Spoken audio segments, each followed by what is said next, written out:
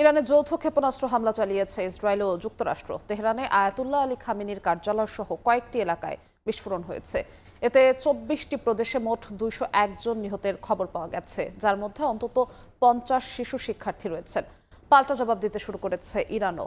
ইসরায়েলের পাশাপাশি আরব আমিরাত, কুয়েত, কাতার ও বাহরাইনের মার্কিন সামরিক ঘাঁটিতেও আক্রমণ চালানো হয়েছে। আবুধাবিতে নিহত হয়েছেন একজন।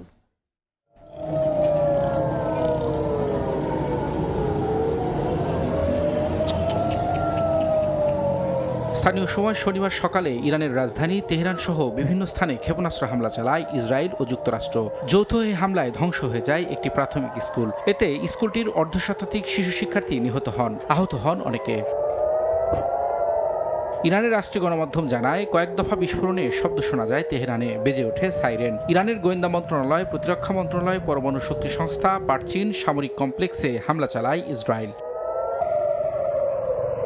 দেশটির সর্বোচ্চ ধর্মীয় নেতা আয়াতুল্লাহ আলী খামেনির কার্যালয়ের সামনেও বিস্ফোরণ হয় বলে জানানো হয়। তবে ইরানের এক কর্মকর্তা জানিয়েছেন, নিরাপদ স্থানে আছেন আয়াতুল্লাহ খামেনি, নিরাপদে আছেন প্রেসিডেন্ট মাসুদ পেজেশকিয়ানও। বন্ধ করা হয়েছে আকাশসীমা।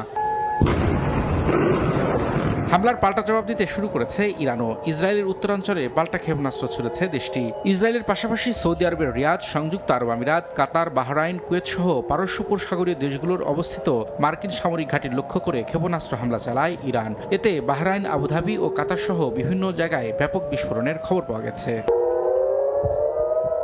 এদিকে ইরানের হামলার পর কাতারের মার্কিন দূতাবাসের কর্মীদের নিরাপদে সরে যাওয়ার নির্দেশ দিয়েছে ওয়াশিংটন। ইরানের শাসন ব্যবস্থার হুমকি দূর করে মার্কিন জনগণকে রক্ষাই হামলার লক্ষ্য বলে জানিয়েছেন Donald Trump. The armed forces and all of the police, I say tonight that you must lay down your weapons and have complete immunity.